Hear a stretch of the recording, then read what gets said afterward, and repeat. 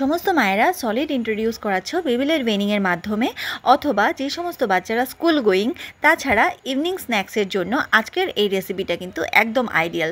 বাচ্চাদের খাবারের পুষ্টির চাহিদা যেমনভাবে পূরণ হবে, তেমনি খাবারটা খেতেও কিন্তু ভীষণ মজার, তাই বাচ্চারা অনেক মজা করে খাবে। তো চলো রেসিপিটা আগে শুরু করি।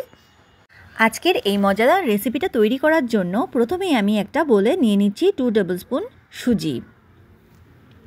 2 টেবিল স্পুন সুজি নিয়ে নেওয়ার পরে আমি এর মধ্যে দিয়ে দিচ্ছি গ্রেট করা অ্যাপেল। আমি অ্যাপেলের হাফ একটা টুকরো করে নিয়ে সেটাকে গ্রেট করে আমি এখানে অ্যাড করে দিলাম।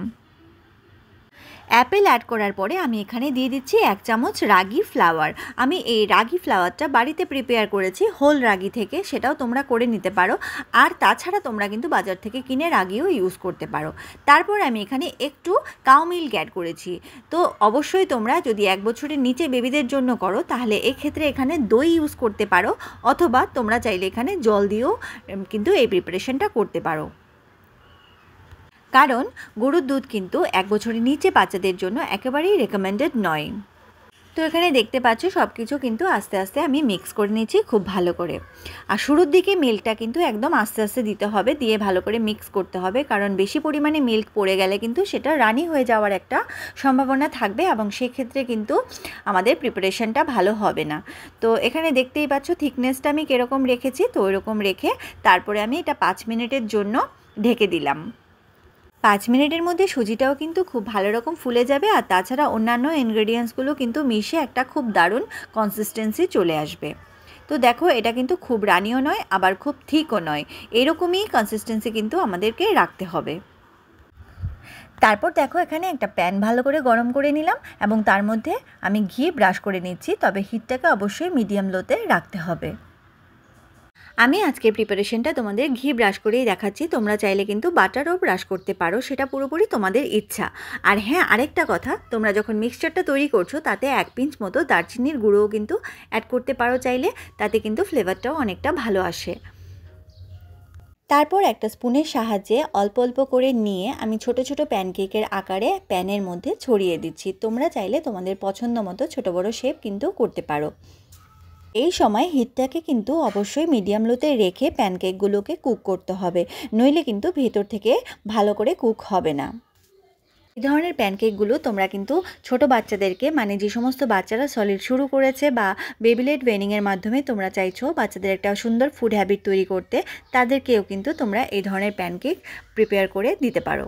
এই ধরনের প্যানকেকগুলো কিন্তু বেশ সফট হয়, এবং ছোট ছোট প্যানকেক আকারে তৈরি করে ওদের হাতে দিয়ে দিলে ওরা কিন্তু গামের সাহায্যে অল্প অল্প করে খেতে থাকে, এবং তাতে কিন্তু ওদের চিউ করার একটা সুন্দর হ্যাবিট তৈরি হয়, এবং ওদের ফুড হ্যাবিটটাও কিন্তু খুব ভালো হয়। তো এখানে দেখতে পাচ্ছ ব্যাটারটা আমি প্যানকেকের আকারে ছড়িয়ে দিয়ে আমি একটা ঢাকা চাপা দিয়ে 3 মিনিট মতো কুক করে নেব, যাতে ওই পিঠটা খুব ভালো করে কুক হয়ে যায়। তো একটা পিঠ কুক হয়ে যাওয়ার পরে আমি উল্টে নেব, উল্টে নিয়ে অপর পিঠটাও আমি খুব ভালো করে এইভাবেই ঢাকা চাপা দিয়ে আবারও 3 মিনিট কুক করে নেব। এই প্যানকেকটা তৈরি করার সময় যেহেতু আমি অ্যাপেল ইউজ করেছি, সেই জন্য প্যানকেকটা কিন্তু খেতে একটু মিষ্টি মিষ্টি হবে। তাছাড়া অ্যাপেলে যেহেতু রয়েছে প্রচুর পরিমাণে ফাইবার, তো বাচ্চাদের কনস্টিপেশন থেকেও কিন্তু ওরা অনেকাংশে রিলিফ পাবে। তাছাড়া এখানে ইউজ করেছি সুজি, যার মধ্যে রয়েছে প্রচুর পরিমাণে কার্বোহাইড্রেট, আর আমি ইউজ করেছি রাগি ফ্লাওয়ার, যার মধ্যে রয়েছে ভরপুর ক্যালসিয়াম। ক্যালসিয়াম কিন্তু গ্রোয়িং বেবিদের জন্য খুবই ইম্পর্ট্যান্ট একটা নিউট্রিয়েন্ট, যেটা বাচ্চাদের বোন ডেভেলপমেন্টের জন্য কিন্তু খুবই ইম্পর্ট্যান্ট। তো তোমরা দেখতে পেয়েছো বোথ সাইড কিন্তু প্যানকেকের খুব ভালো করে কুক করা হয়ে গেছে, এবং আমি ঢেকে ঢেকে কিন্তু ভেতরটাও খুব ভালো করে কুক করে নিয়েছি। তো এইভাবেই প্যানকেকগুলো কুক করে নিলে কিন্তু ভেতর থেকেও তোমরা একটু মোটা মোটা করে করলেও কিন্তু ভেতর থেকে খুব ভালো করে সেদ্ধ হয়ে যাবে। তো এখানে দেখো প্যানকেক তো প্রিপেয়ার করা হয়েই গেছে, এবার আমি সার্ভ করে দিচ্ছি। আমি এখানে 3টে প্রিপেয়ার করেছিলাম, যেহেতু আমি একটু মোটা করে করেছি সেই জন্য আমি 2টো আমার বেবিকে সার্ভ করছি। আর আমি দইয়ের সাথে সার্ভ করছি, তোমরা চাইলে সসের সাথেও সার্ভ করতে পারো, যদি বেবি একটু বড় হয় হোমমেড সস তৈরি করেও তোমরা কিন্তু সার্ভ করতে পারো। আর এই প্যানকেকগুলো তোমরা কিন্তু স্কুল গোয়িং বেবি যারা আছে তাদের টিফিনেও তোমরা ইজিলি করে দিতে পারো।